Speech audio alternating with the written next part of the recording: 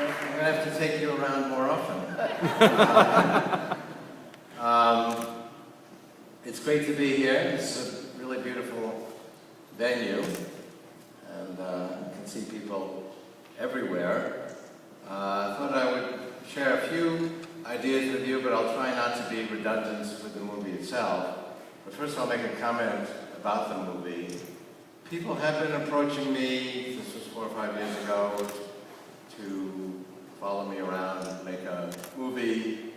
I tend to make important decisions quickly. I met my wife 37 years ago, and we were very quickly engaged. And I met Barry, his lovely wife Felicia.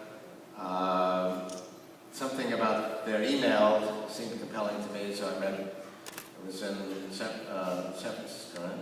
About 4.5 years ago? 4 years. Yeah. I very quickly said, okay. And then they followed me around for years, 5 different continents. You get used to that. And it was kind of a leap of faith that this would work out well, which I think it did. I mean, I'm comfortable with the depiction of the ideas. It's really easy to get them wrong. But the depiction of both point and counterpoint, the controversies are very well presented. It's a beautiful movie, and it also interleaves my personal story in a way that I was comfortable with. At least I felt actually that was me. It gets almost uncomfortable sometimes. You just really see yourself, but I think it's a very honest portrayal, and it does make the link between my personal story and my ideas. And actually the main reason I did this was I thought I'd learn something about myself, which I really did. Just seeing myself depicted personally, seeing and appreciating the relationship I had with my father and how that had an impression on my ideas about life and death, about health, about music and creativity. I learned a lot about it. Maybe other viewers will as well. The movie actually has been very well received. It's the #2 documentary in the United States right now on iTunes. And actually it's very highly rated. 86% of the viewers give it 5 stars out of 5 stars. So. And it's a beautiful movie, just the way it's portrayed, the cinematography is I think, very moving. It's interesting how quickly things are continuing to develop. There's been major developments just since the movie was finished, and it was just finished. I remember I wrote in the early 80s, in my first book, The Age of Intelligent Machines, that a computer would take the World Chess Championship by '98. And I also wrote that when that happened, we would immediately then dismiss chess, which at that time was kind of an exemplar of human intellect and creativity. And we would then, but once a computer could do it, we would say, that's not really such an intelligent game after all. And that is exactly what happened in 1997 when Deep Blue defeated Kasparov. And we said, well, that's the kind of thing you really would expect a computer to be able to do, because it's really just a logic game. It can quickly calculate the move, kind of move possibilities. There's actually a little bit more to it, but I tended actually to agree with that assessment that chess is the kind of thing you'd expect a computer to do well at early on.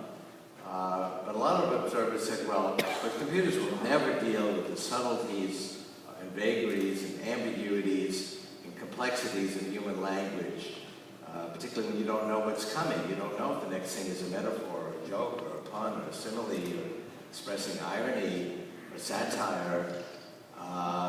Human language is very unpredictable and supple and subtle. Computers will never deal with that.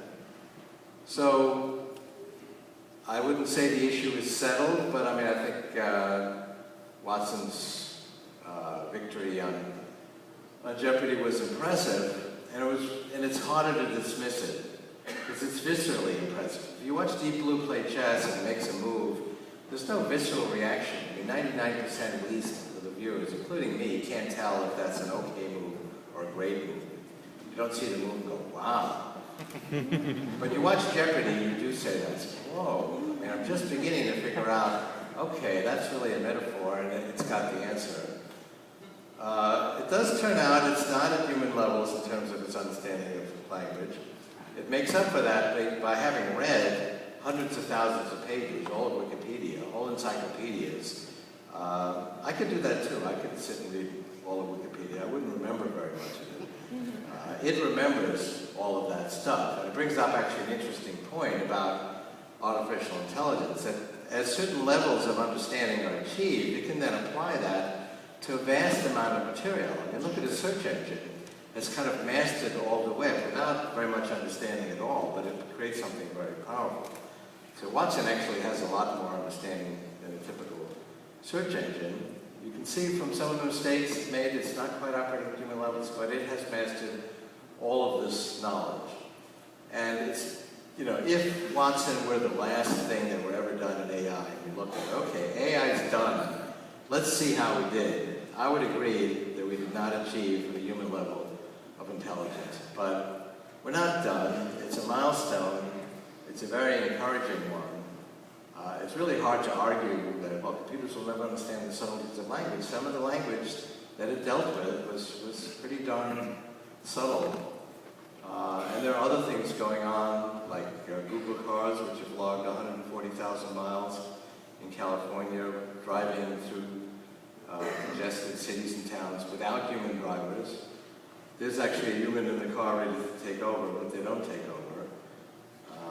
And this, ultimately, they will prove to be better than human drivers. That's actually not a very difficult measure.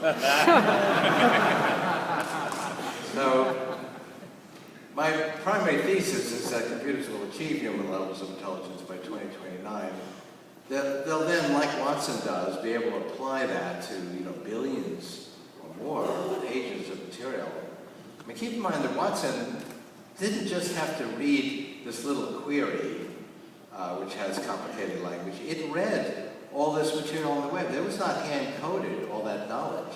It just read, you know, Wikipedia and other encyclopedias, which are written in natural language, and it has to understand that too. So when it does achieve human levels of intelligence, it can master all of human knowledge. But the last important point is that this is not some alien invasion of these machines from Mars to displace us. We're creating these tools to make ourselves smarter. Ever since we picked up a stick to reach a higher branch, we've used these tools to extend our reach physically, now intellectually. And we're going to literally merge with them, and you'll see that discussion in the movie, but we're going to put them in our bodies and brains, and people are doing that already. You know, today it requires surgery, for example, to put the pea-sized computer that replaces certain biological neurons in sort of Parkinson's disease. But ultimately, these things will be the size of blood cells. And as the movie does point out, you know, this is 1 billion times more powerful per dollar than the computer I used as a student. And we'll do it again in 25 years. And it's also a little bit smaller than that building-size computer. And this will be the size of a blood cell in 25 years.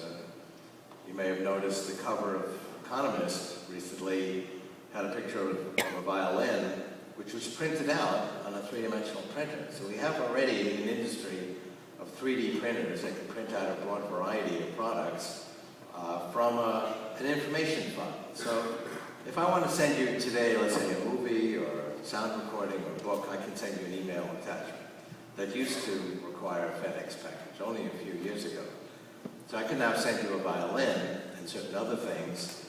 The scale of precision of these 3D printers right now is 100 microns, but that's shrinking at a rate of 100 in 3D volume per decade. So that really will be nanotechnology, where we'll be assembling things from molecules and molecular fragments by the 2020s, and I can really email you almost anything, like a blouse or a solar panel or a module to build housing, and so on. And one point I'll make, which is in the movie, but it really bears repeating, because as John